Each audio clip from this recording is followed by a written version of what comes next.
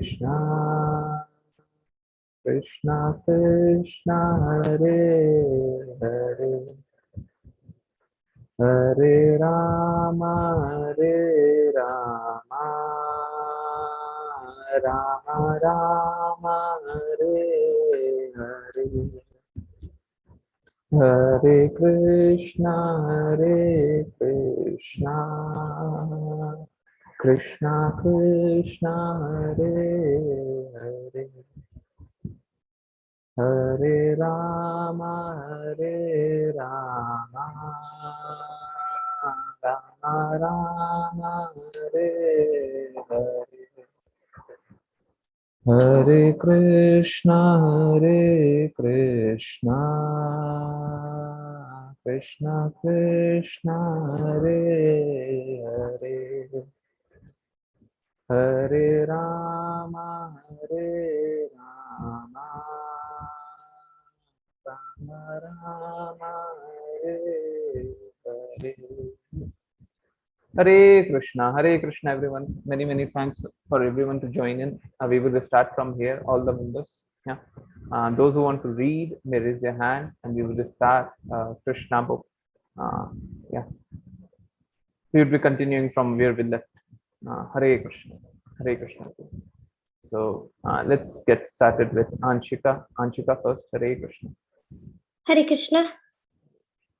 All the members of the Yadu dynasty were naturally very beautiful, yet on this occasion, when they appeared duly decorated with gold necklaces and flower garlands, dressed in valuable clothing and properly armed with their respective weapons, their natural beauty and personalities were 100 times enhanced.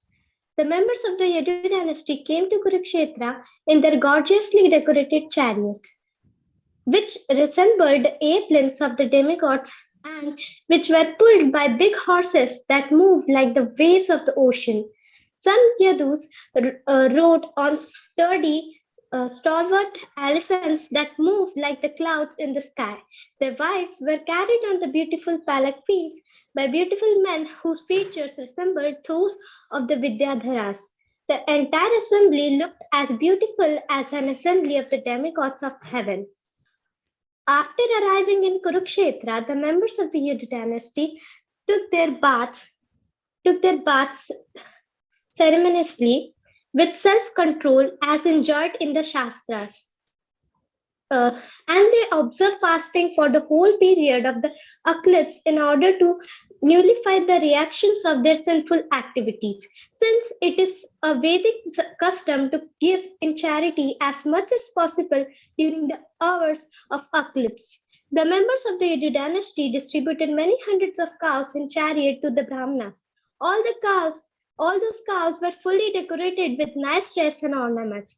The special feature of these cows was that they had golden ankle bells and flower garlands on their necks. Hare Krishna, Hare Krishna. One very important thing that we need to understand out here. Please focus and understand this part. Who are these? Who are these? Who are we talking about?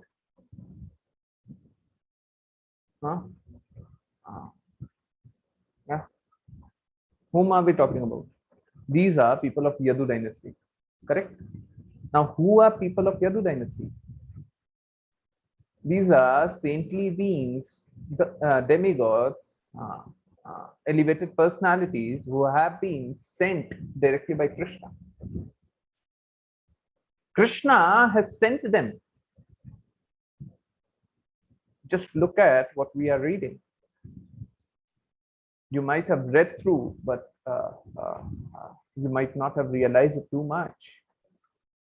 Once you would be realizing, you would feel how much important this is. Look at this.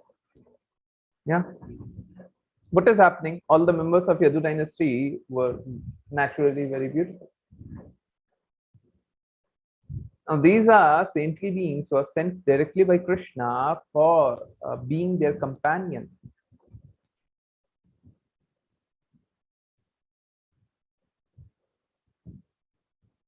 They are naturally very beautiful. Still, look at the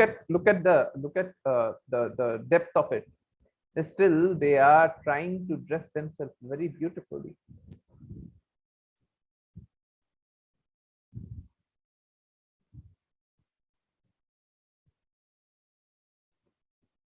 In this age, whatever we are doing is wrong only. You or me already know it. We don't need anyone to tell us that in this age of Kali Yuga, nearly everything we are doing is wrong. Yeah. Values have diminished.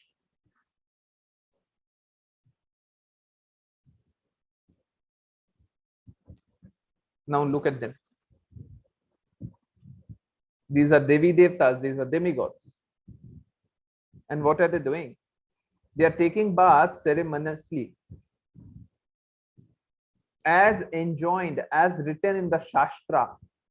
So there is a proper process of taking a bath. Are we following any?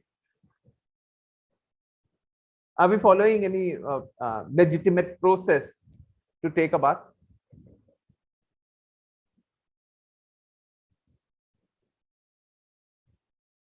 Thereafter, they observe fasting. Now, they are already pure. They are elevated personality. Why should they be fasting? There could be two reasons. One, to exhibit, yeah, whatever a leader does, a common man follows. So common man should follow. But no, the reason is something else. Nullify the reaction of their sinful activities.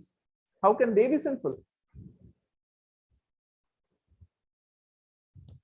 How can they be sinful? But still, they are doing their bits to nullify the sinful activities that they are performing. Can they perform sinful activities?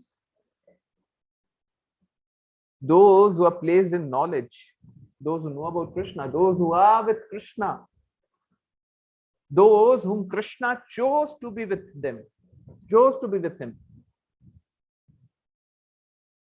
Can they do sinful activities? No. Still, it is not over. They are giving cows in charity. Just understand. Top class devotees, highest level, highest purity, Devi Devtas, demigods are so pure. They have nothing to purify themselves. But no.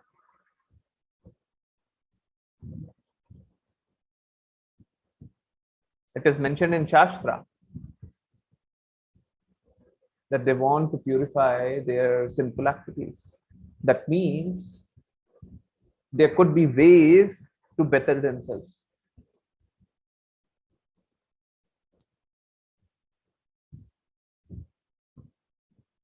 Think of this now.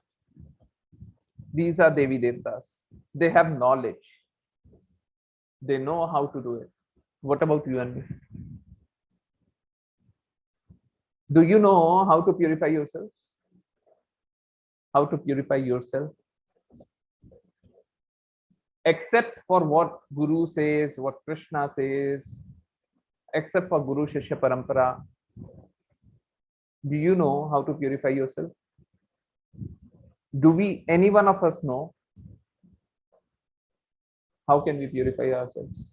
They know, they themselves know how to take bath, how to do fasting, how to do charity, how to dress properly. Do we know?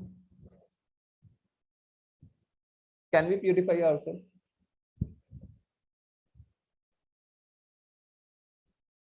No. The reality is we cannot purify ourselves. The bigger reality is Guru and Krishna are merciful that they would help us to purify ourselves. They would do everything that we purify ourselves. We must do something.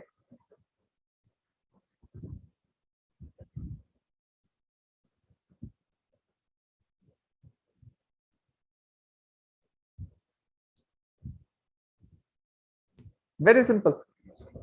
What is that something? It is very simple. We just need to follow what Krishna says. Hmm? We must need to know submissively what we need to do. Simple.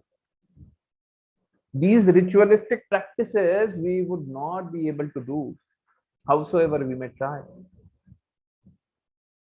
So we are born sinful. We are meant to be sinful.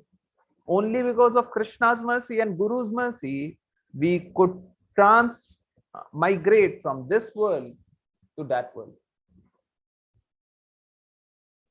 Else, there is no hope. Hare Krishna. Very clearly explained. Although we would be missing this part, what more important could be there? Yeah. Hare Krishna. Shweta, would you like to read? Hare Krishna. Please. After the eclipse, all the members of the Yadu dynasty again took their baths in the lakes created by Lord Parshuram. Then they sumptuously fed the Brahmanas with first-class cooked food, all prepared in butter. According to the Vedic system, there are two classes of food. One is called raw food and the other is called cooked food. Raw food does not indicate raw vegetables and raw grains, but food boiled in water, whereas cooked food is made in ghee. Chapatis, dal, rice, and ordinary vegetables are called raw foods, as are fruits and salads. But puris, kachoris, samosas, sweet balls, and so on are called cooked foods.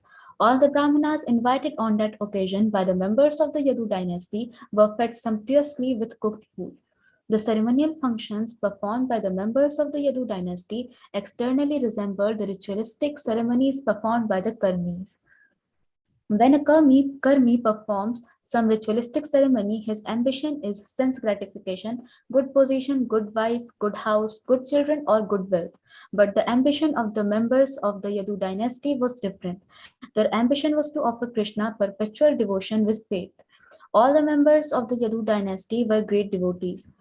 As such, after many births of accumulated pious activities, they were given the chance to associate with Lord Krishna.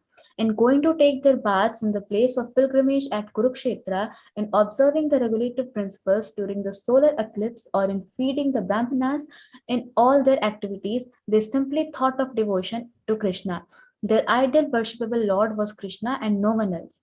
After the Brahmanas are fed in the custom of the host with their permission to accept prasadam. Thus, the permission of the Brahmanas, all the members of the Yadu dynasty took lunch. Then they selected resting places underneath big shady trees. When they had taken sufficient rest, they prepared to receive visitors, among whom were relatives and friends, as well as many subordinate kings and rulers. There were the rulers of Matsya province, Ushinara province, Koshala province, Vidarbha province, Kuru province, Srinjaya province, Kamboj province, Kekai province, Madras province, Kunti province, Anarth province, Kerala province, and many other countries and provinces. Some of the rulers belonged to opposing parties and some were friends. But above all, the visitors from Vrindavan were most prominent. The residents of Vrindavan, headed by Nand Maharaj, had been living in great anxiety because of separation from Krishna and Balram. Taking advantage of solar eclipse, they all came to see their life and soul, Krishna and Balram. The inhabitants of Vrindavan were well-wishers and intimate friends of the Yadu dynasty. This meeting of the two parties after long separation was a very touching incident. All the Yadus and residents of Vrindavan felt such great pleasure in meeting and talking together that it was a unique scene. Meeting after long separation, they were all jubilant. Their hearts throbbed, and their faces appeared like freshly bloomed lotus flowers. Drops of tears fell from their eyes, the hair of their bodies stood on end, and because of their extreme ecstasy, they were temporarily speechless. In other words, they dove into the ocean of happiness. Hare Krishna. Hare Hare Krishna. Krishna. Let's continue. Let me continue. And uh, so we are reading. Just we would understand. While the men were, while the men were meeting in that way, the women also met one another in the same manner.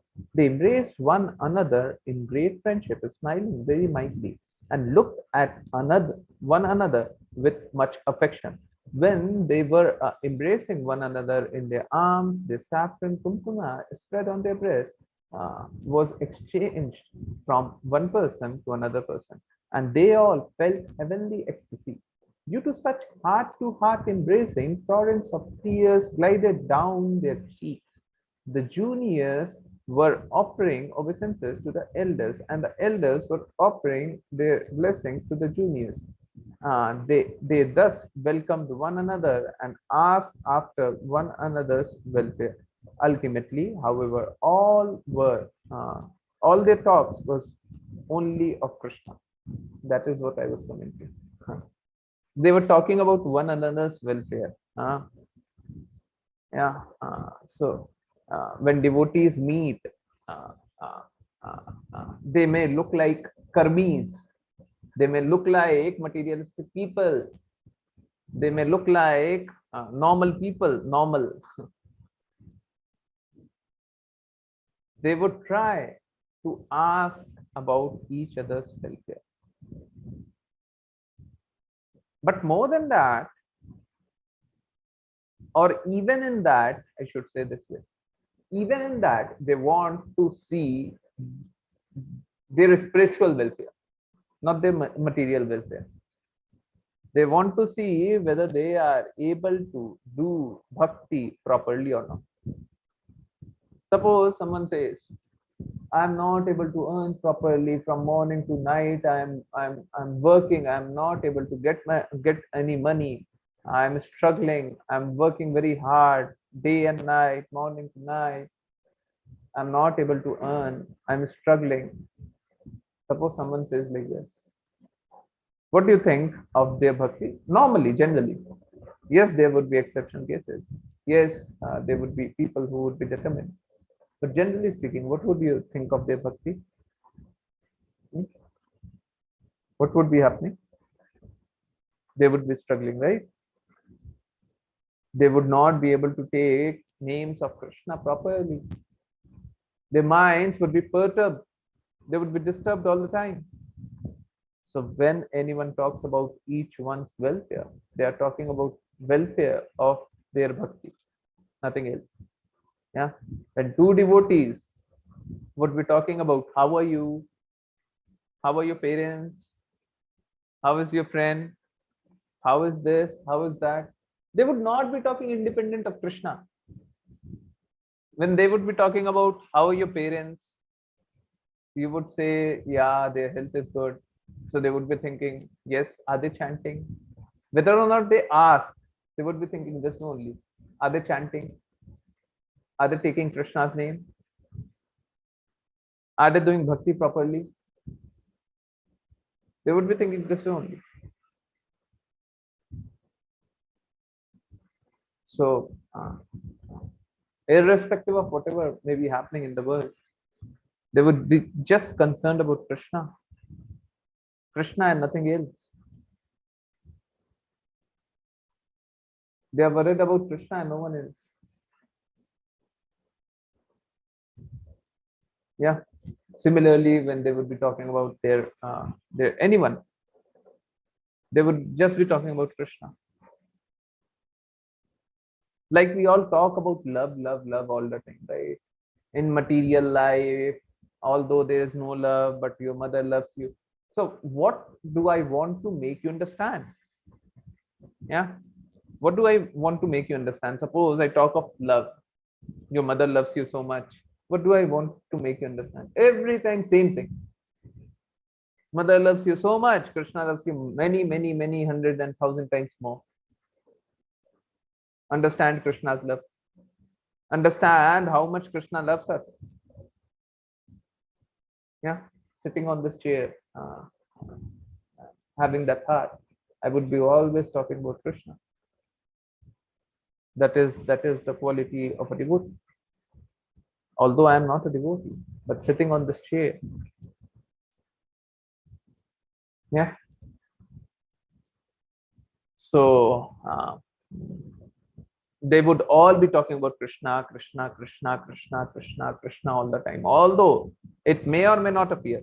For an outsider, it would appear. Huh? They're talking about each other's welfare. How are you? How's your mother? How's your brother? Are you getting your food properly? Are you playing properly? Huh?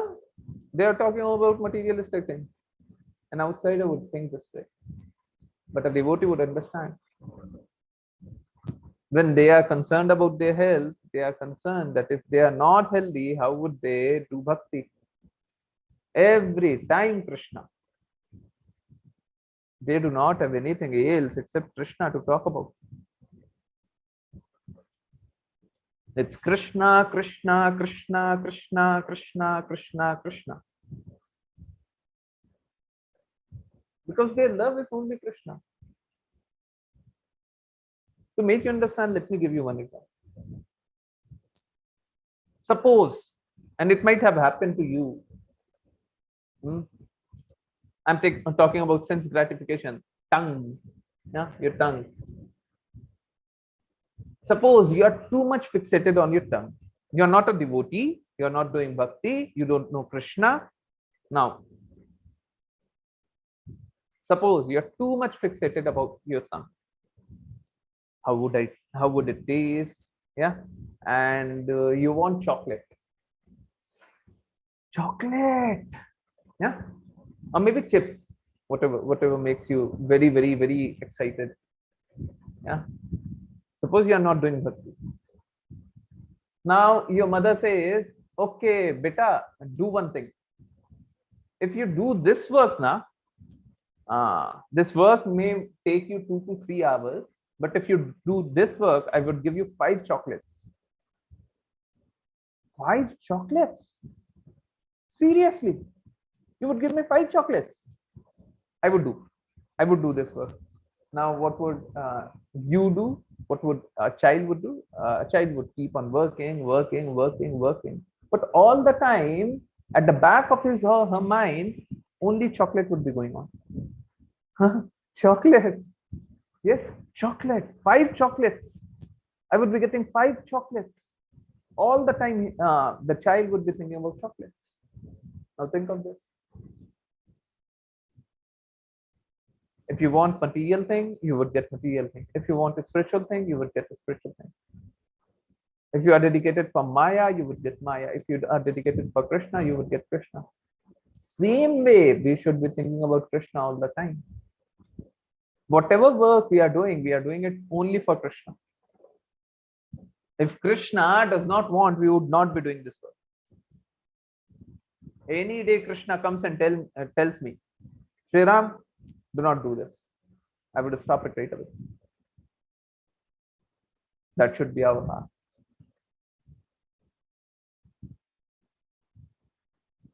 Yeah. So they would be, devotees would be talking about Krishna, thinking about Krishna. They might talk of a lot of things, but in their heart, in their mind, every time Krishna, Krishna, Krishna, Krishna, Krishna, Krishna would be going on. And that's the way they would be purifying themselves all the time.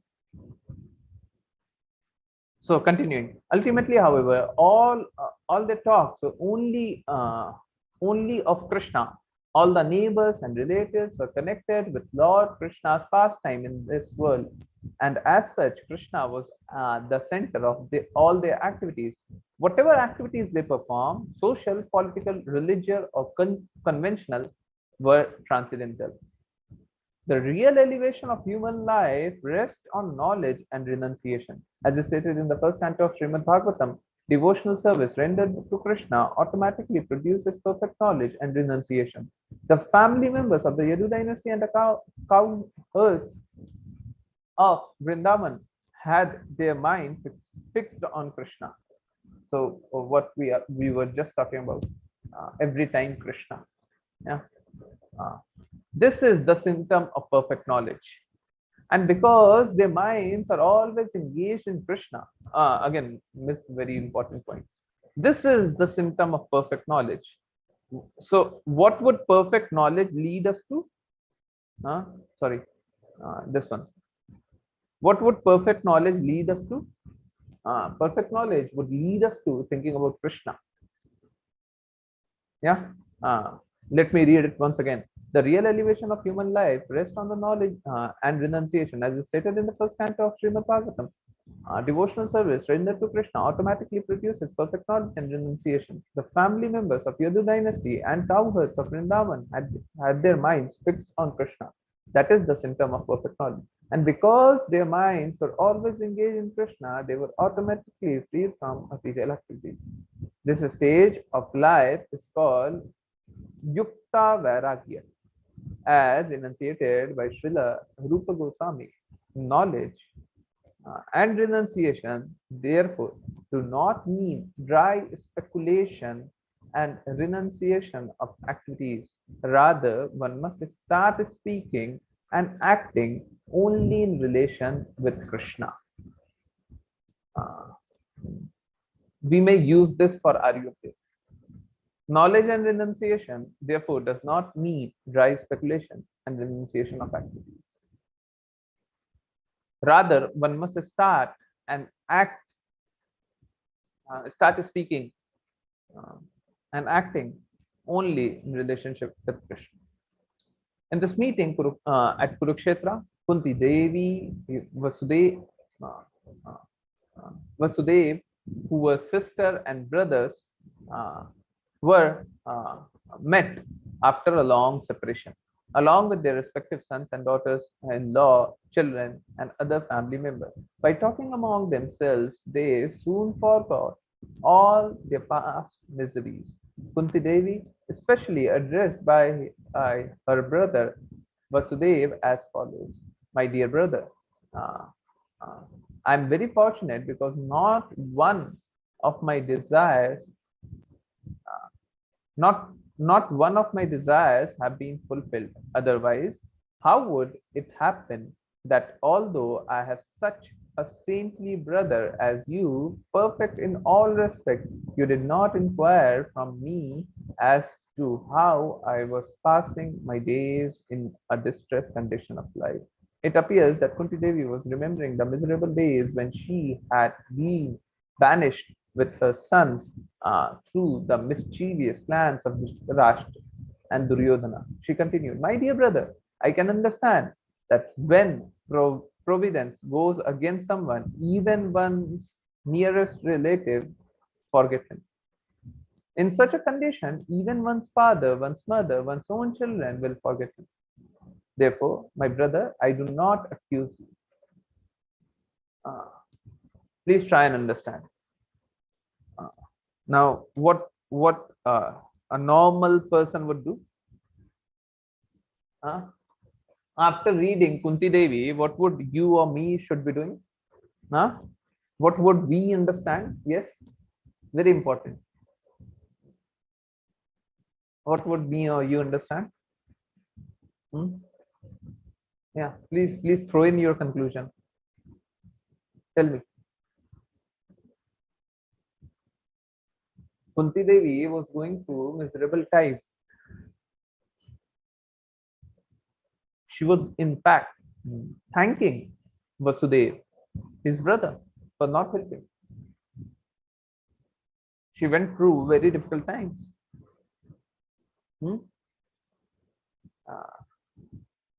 Yeah. So what should we understand from this? We too should be going from difficult times, right?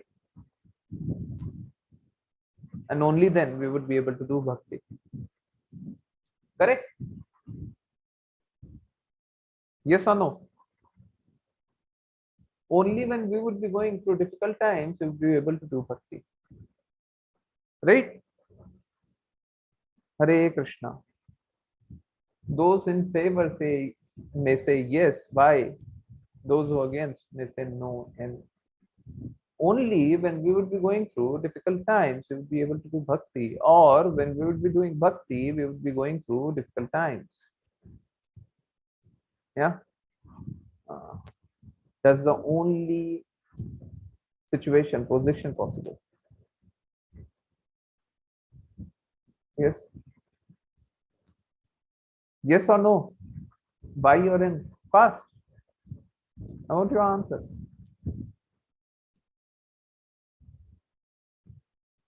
Huh? Should we be going through very difficult times? And that's the way of doing bhakti. Hmm? Only a few have answered this question. Why? Why? Why not everyone is answering?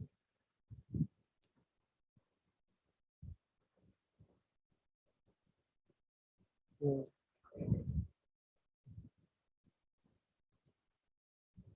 Yes. More answers. Yes or no? Fast. I'm just asking yes or no. Yes. More. Hare Krishna. Please answer everyone.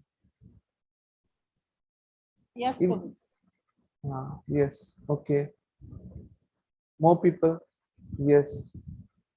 Okay. Did we get answer from everyone?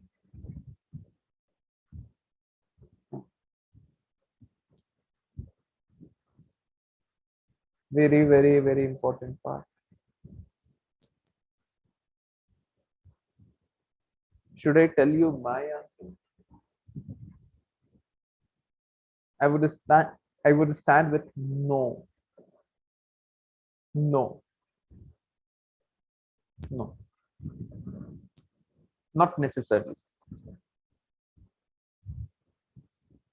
Look, whatever the situation may be, yeah, it is not necessary that we would be doing bhakti. Suppose your mother does not feed you today.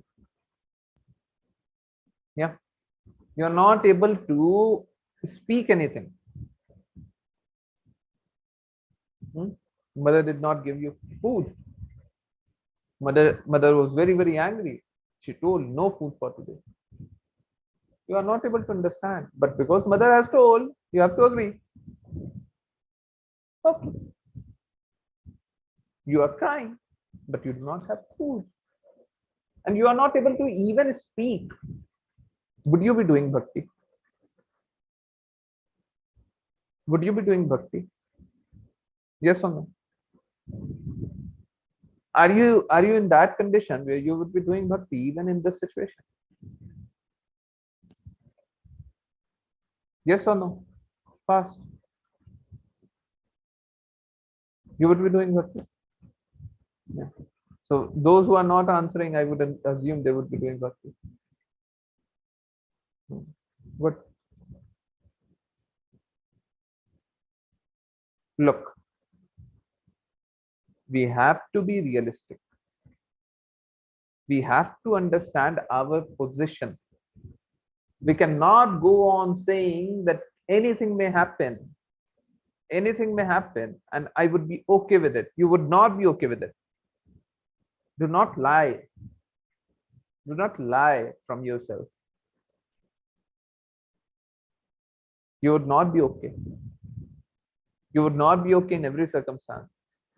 You want something good to happen to you, and only then you would be able to do bhakti. We just saw the devotees were asking from each other, how are they? Ideally, if that is true that you would be doing bhakti, then they should not be asking from one another, how are you, or how are your parents, or whereabouts of you or your family. Because in any situation, you would be doing bhakti. That's not true. That is not true. As of now, that is not true. That is not your reality. In any situation, you would not be doing bhakti. So you want some environment wherein you do bhakti. Yeah. When Kunti Devi says these elevated uh, things, do not consider yourself among pure devotees. Always understand this is Kunti Devi. Kunti Maharani could be so elevated that even in a stressful situation, she would be remembering Krishna and she would be thanking everyone.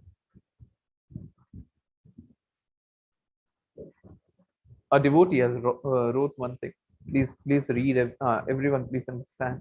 And that devotee who has written, you to understand. It is Krishna's wish whether he wants to put us in good condition or bad condition. It is Krishna's wish. In fact, we should not be perturbed. Krishna wants good to us, very good. Krishna wants bad to us, very good. We should not be perturbed. Our Father is doing the things. Why should I be concerned? Our Father would see it. He would see to it the best thing happens to us.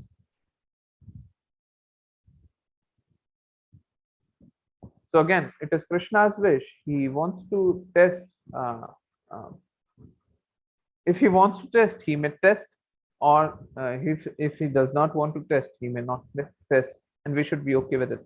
But our dedicated, okay, but our dedication, but our dedication should be same in any circumstance. Whatever may happen, our dedication should not change. We should be thoroughly dedicated to Krishna in every circumstance. In every situation, our target should be Krishna, Krishna, Krishna, Krishna, Krishna, Krishna, and only Krishna. Yeah. One, please do not think yourself to be elevated as pure devotees.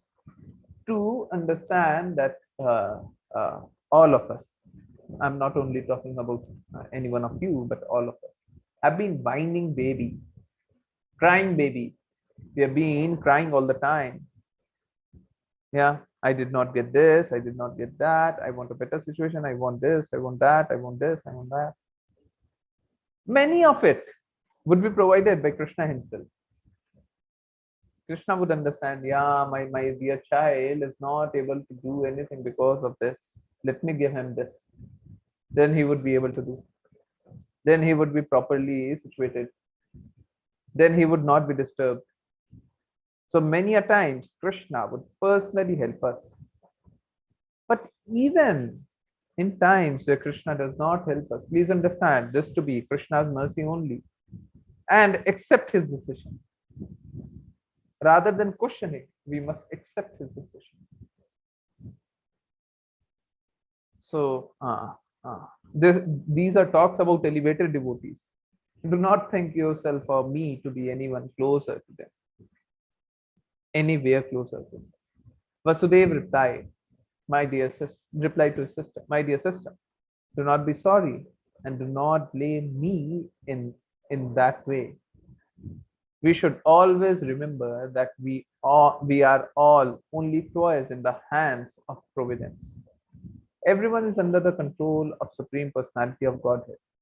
It is under his control that only that all kind of fruitive activities and their reaction take place.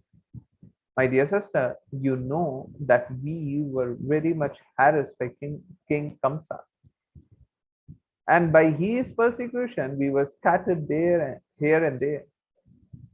We were always full of anxiety. Only in the last few days, we have returned to our original own place by the grace of the God. After his conversation, Vasudev and Ugrasena received the king received the kings who came to see them, and they warmly welcomed them all. Seeing Lord Krishna present on the spot, all the visitors felt transcendental pleasure and became very peaceful.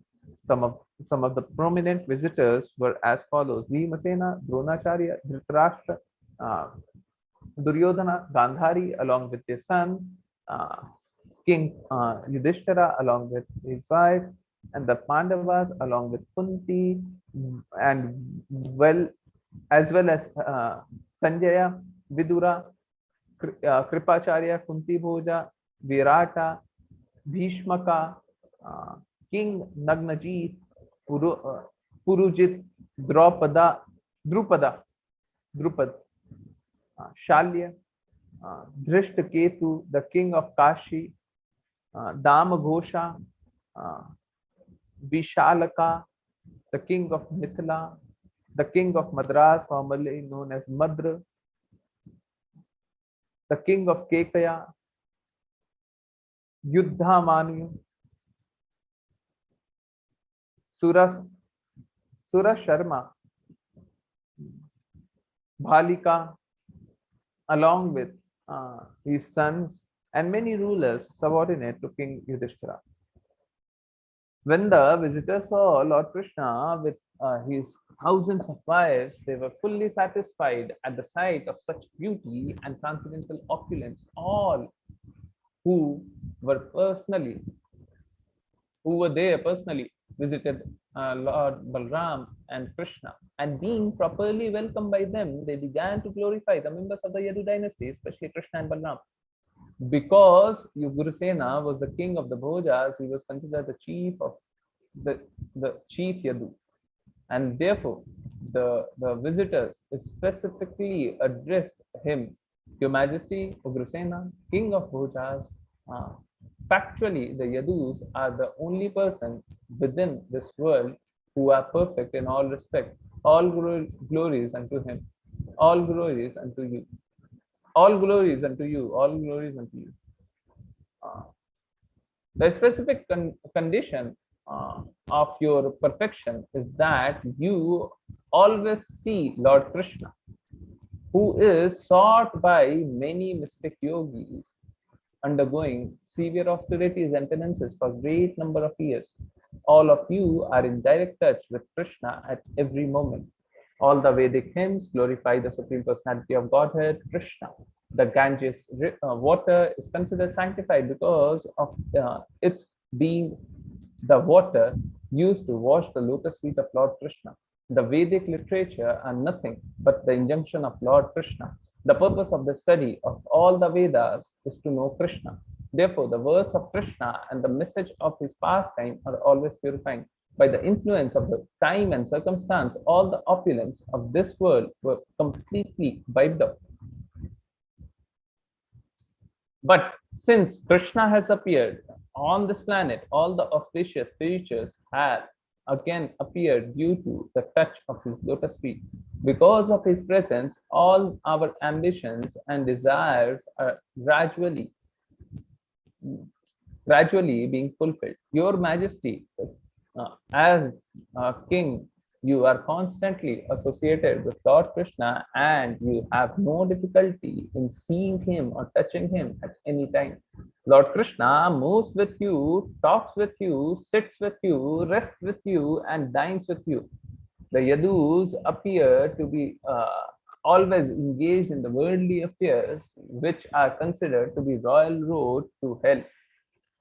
But due to the presence of Lord Krishna, the original personality of Godhead in the Vishnu character, in the Vishnu category, the original personality of Godhead in the Vishnu category, who is omnipresent, omniscient, omnipotent, all of you are factually relieved from material contamination and are situated in the transcendental position of liberation and Brahman existence. When Nanda Maharaj and other residents of Vrindavan had heard that Krishna, now please, we would continue after understanding one part. Please understand, we all are doing a lot of sinful activities. Now, in this age of Kali Yuga, we do not have to even perform ritualistic ceremonies. We are exempted from them. We are exempted from almost everything. What we need to do is to follow Krishna's orders. Whatever Krishna says, we have to follow.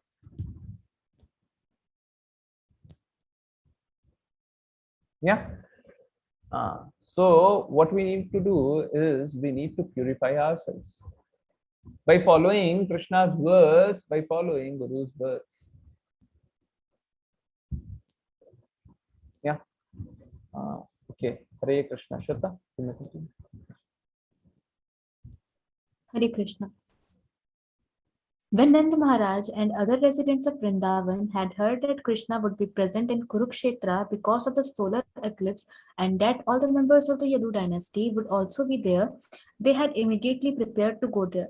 King Nanda, accompanied by his covered men, had loaded all the necessary paraphernalia on bullock carts, and all of the Vrindavana residents had come to Kurukshetra to see their beloved sons, Lord Balrama and Lord Krishna.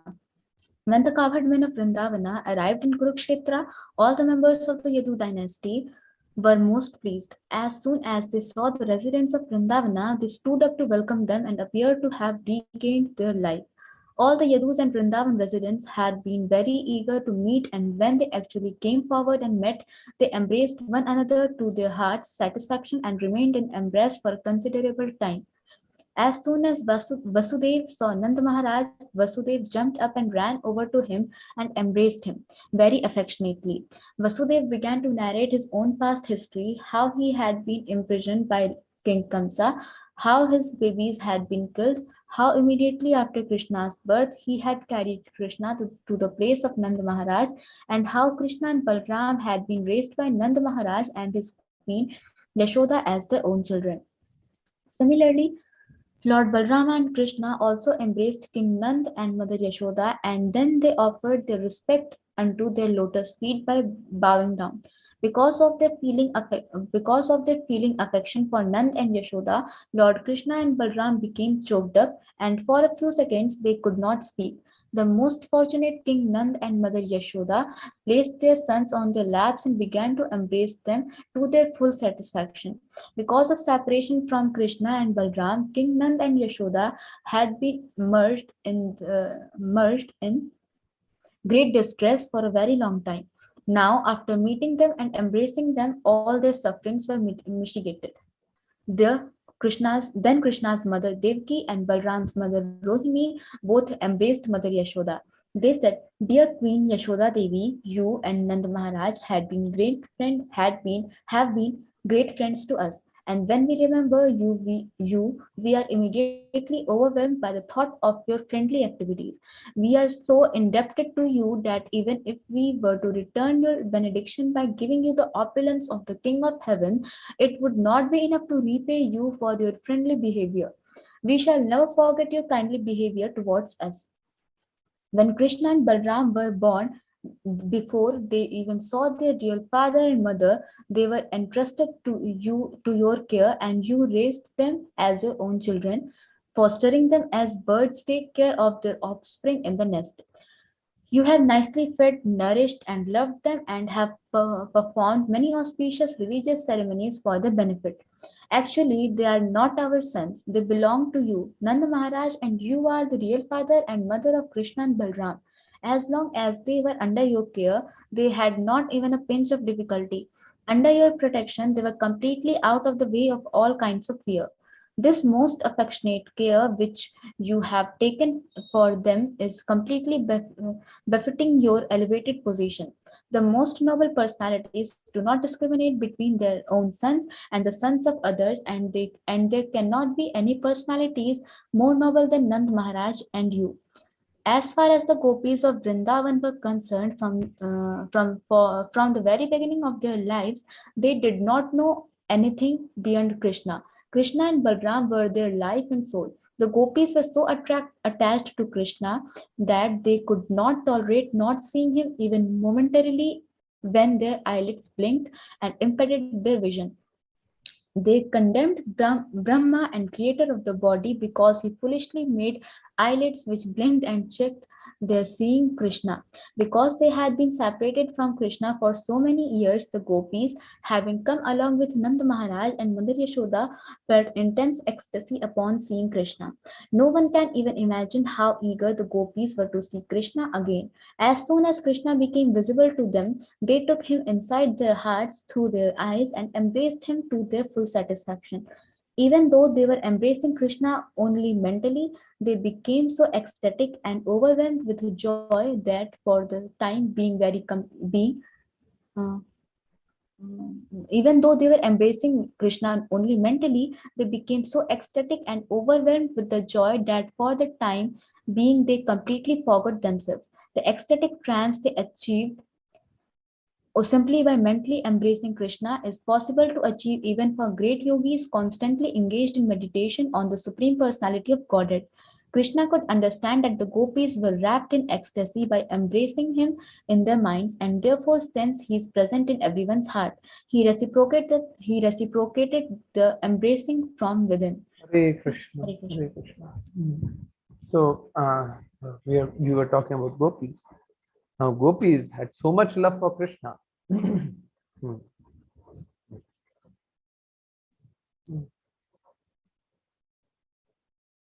That even Krishna could not repay them.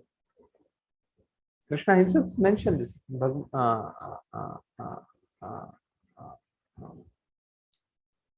I do not remember where. I think it is in Bhagavatam. But Krishna himself mentions that I would not be able to repay you. So think of gopis. Gopis are those elevated personalities whom Krishna himself says that I would not be able to repay.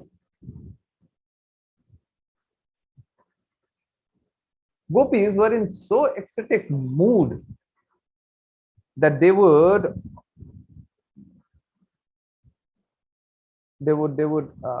admonish Brahma for creating eyelids. When they want to see Krishna, they feel that these eyelids are made foolishly because they are not able to fully see Krishna, and their eyelids shuts every now and then. Now they can do it again. Kunti Maharani, we were talking about Kunti Maharani. Kunti Maharani can say that. Gopis can do it, but we cannot. We have all the time in this material world to do materialistic things, but not concentrate upon Krishna. Now, when we are not concentrating upon Krishna, do we have right to say, Krishna, uh, you did this, you did that? Can we say that? No. No. Can we say to Devi Devtas? Definitely not. Yeah, we can say all those things when we have deep love for Krishna. Okay. Let me read one more paragraph. Krishna was sitting with Mother Yashoda and his mothers Devaki and Rohini. But when the mothers engaged in talking, he took the opportunity and went to a secluded place to meet the gopis. As soon as he approached the gopis, the Lord smiled and embracing them and inquiring about their welfare. He began to encourage them, saying, "My dear friends, you know that Lord Balrama and I left Vrindavan just to please our relatives and family members. Thus, uh,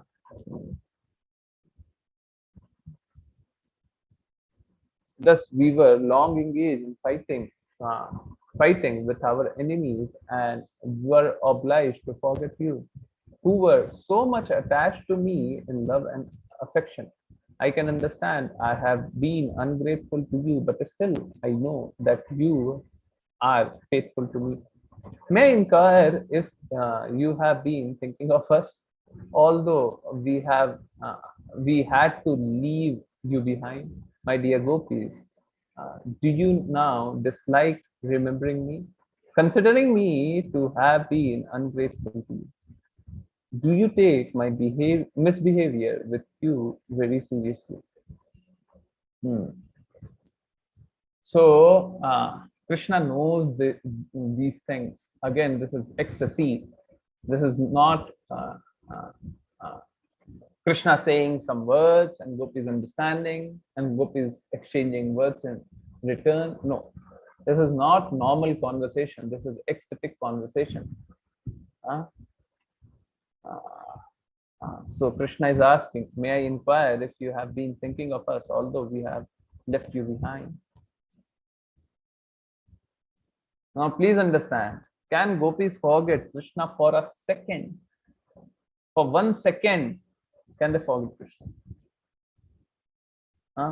Now, Krishna is inquiring again, do you dislike me? Do you dislike remembering me? Huh? Hmm. Krishna is again saying, we have been ungrateful to you. Huh? Do you think Krishna would do unjust with anyone? Injustice? Can Krishna do? But Krishna is saying, considering me to have been ungrateful to you. Again, Krishna is saying, my misbehavior. Can Krishna misbehave? And again, that question, do you take my misbehavior with you very seriously? So, Krishna is asking, are you hurt by my misbehavior? Now, in any situation, gopis cannot leave Krishna even for a second. There could not be 1 second where Krishna and gopis could be separated. Not even a second. So these questions should not have been asked. Gopis cannot blame Krishna, although they might look like blaming Krishna.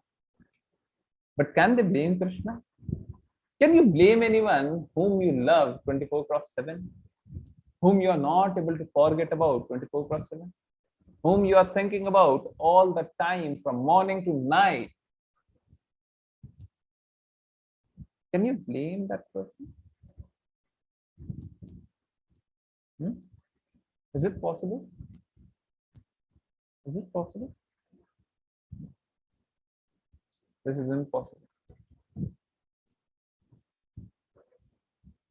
Krishna cannot be blamed. Gopis can never blame Krishna. This is impossible.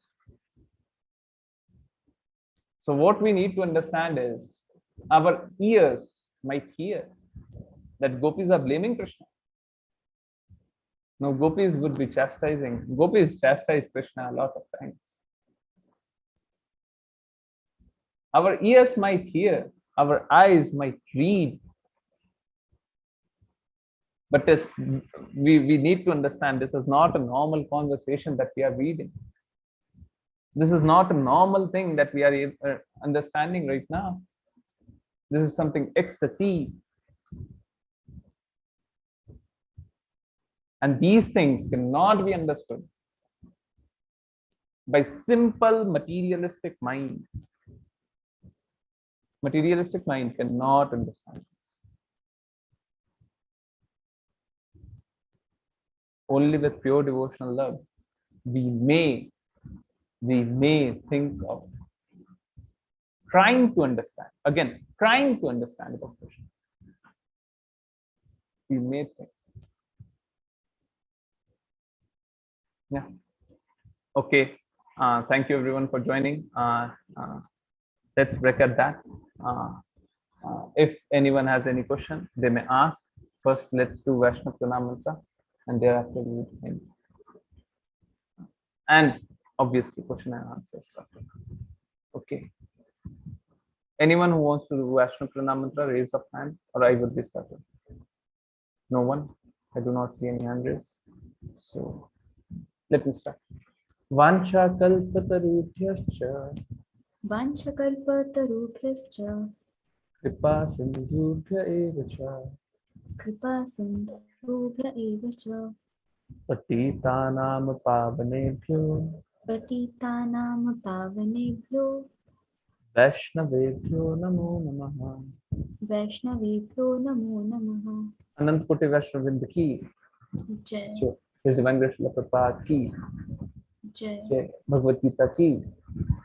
Jai. Srimad Bhagavatam ki. Jai. Sabhi bhakton ki. Jai. Jai. Hare Krishna, Krishna Krishna, Hare Hare, Hare Rama, Rama Rama, Hare Hare. Hare Krishna, Krishna Krishna, Hare Hare, Hare Rama, Rama Rama, Hare Hare. Hare Krishna, Krishna Krishna, Hare Hare, Hare Rama, Rama Rama, Hare Hare. Hare Krishna, Hare Krishna, everyone. Many thanks for everyone to join in. Very beautiful question. A very beautiful question. In fact, this question could be answered in many ways, but very beautiful question. Hare Krishna, Guruji. What if one tries to compare oneself from Guru? I am trying to compare myself from Guru. Yeah. So there are two wrong things happening out here. One, comparison of a devotee from another devotee. Second, Guru is at a higher level, higher tattva. We are trying to understand from our low class mind a higher tattva. Without submission, a higher tattva could not be understood. And whom would you submit if you are comparing yourself to Guru? Now you can do one thing. Look, if a person is cheating, if his objective is not Krishna, he is not a Guru. Simple. If his objective is not Krishna, he is not a Guru. Once he is a Guru, he could be understood only by submission. Brahma himself is saying, we are reading in Bhagavatam, Brahma himself is saying, he is surrendering. Right? To understand about Krishna, he is surrendering, and he is saying that only through bhakti we could understand Krishna. So how can we understand a higher tattva? Krishna is ultimate, highest. But how can we understand higher tattva once we do not have knowledge? Yeah. So only by Guru's mercy we can understand him or a part of him. Right? If Guru chooses not to do mercy, if he chooses that I should not be merciful upon you, we have no choice. We can never understand about you. Not possible. So, first part, if he's correct, right? If he's a Guru,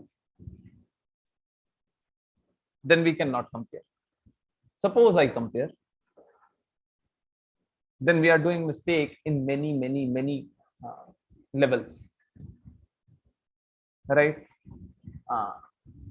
First,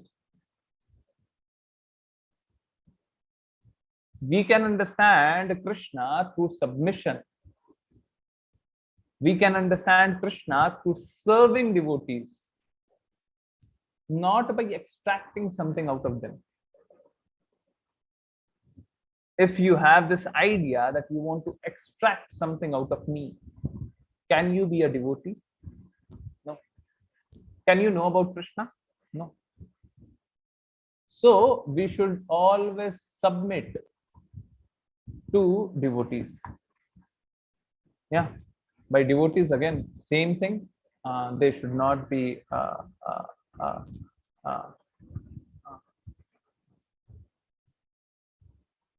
they should be pure. Yeah, their objective should be Krishna. Yeah. Okay. So we could not understand about Guru if we are not surrendered to Guru. If we do not have and we would be doing offense, right? Now, second level. If you are comparing yourself to Guru, then you are doing Vaishnava Aparadha as well. What is Vaishnava Aparadha? Let me show you. Give me a couple of minutes. You would be doing Vaishnava Aparadha. Now, by doing Vaishnava Aparadha, forget doing Bhakti, you would be following yourself.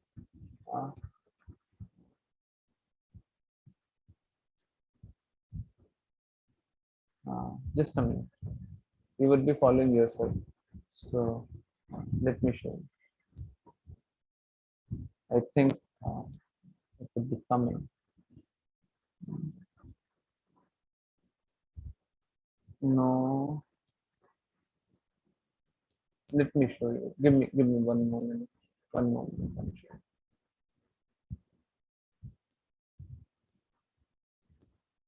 Mhm.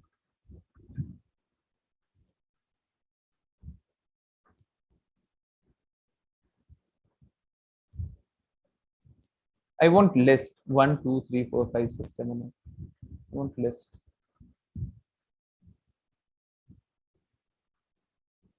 Yes. This is Nam Aprad. Now you are chanting Krishna's name and you're doing offense, right? Nam Aprad.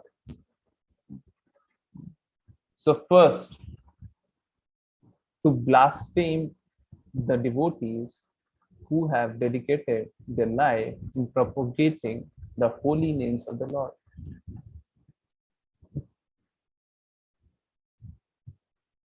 When you are comparing yourself to Guru, you are doing Nam Aprad on part 1, number 1, you are doing Aprad, you are blaspheming. He's a devotee, yeah. He has dedicated his life for Krishna. Now you are blaspheming him. So Nam Aprad. You are doing blasphemy, you are doing Aprad on one more count. To disobey the order of a spiritual master. Definitely your spiritual master would not be asking you to compare yourself to him. So you are doing this Aprad as well. Yeah. So yes, Nam Aprad on 2 counts. Yes. So please be aware of what we are doing. Yes, I think I answered everything. I hope you got the answer. Let me read the question, although I might have missed it. In what perspective should we see such a person? That person is a fallen person. He may or may not be able to elevate, although someone doing Nam Aprad, unless there is mercy of Guru, unless there is mercy of Krishna, he would not be able to elevate. But Gurus are very merciful, very merciful. Yeah. Should we be compassionate on such a person who says Guru also does what does also does like this? That's why I did. Okay. Okay, comparing yourself to Guru. Now, Guru does this. Now, please try and understand.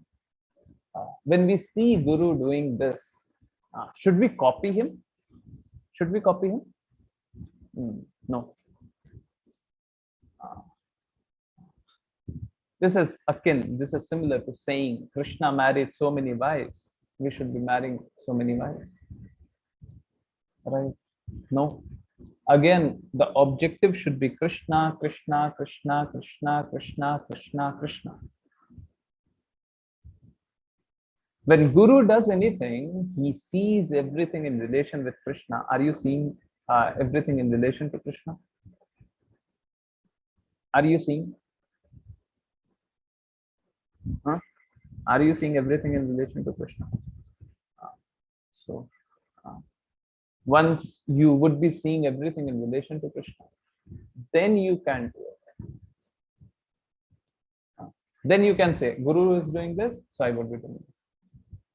Now, please try and understand. Kunti Maharani is doing that. We could have easily read through. Yeah, Kunti Maharani is doing that, and I would have understood. Yeah, it's okay. Kunti Maharani is saying that she's such an elevated personality. She can say that.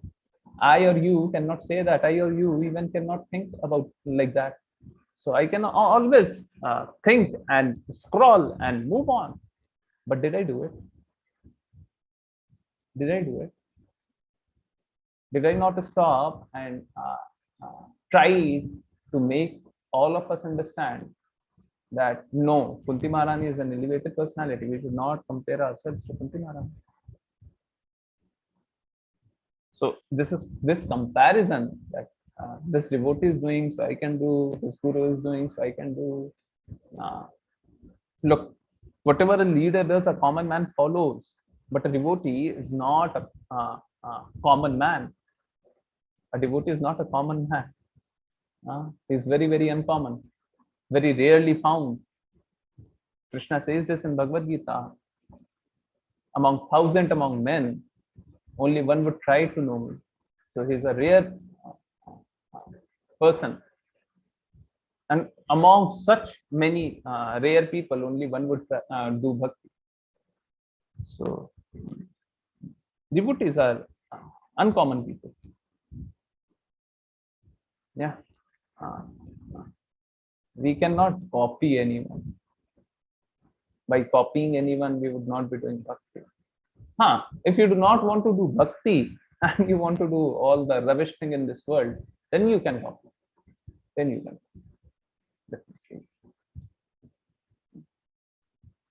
People do a lot of rubbish. So if you want.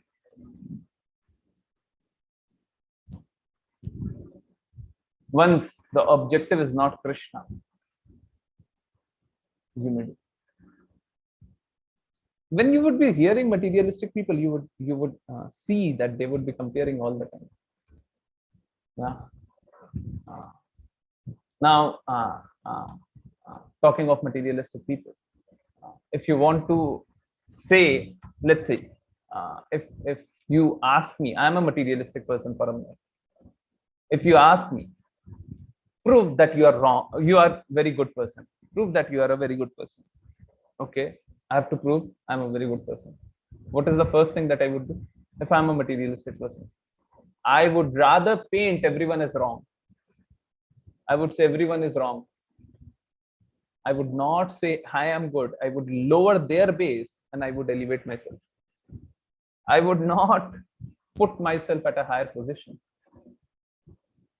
That's the way materialistic people see things.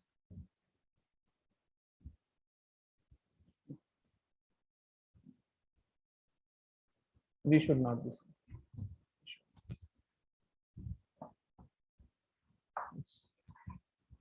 Any other question? I hope I answered. Anything else? No? Thank you everyone for joining. Many thanks. And if I could be of any help in making you dearer to Krishna, please do let me know. Many thanks for joining. Hare Krishna, Hare Krishna, Hare Krishna, Hare Krishna.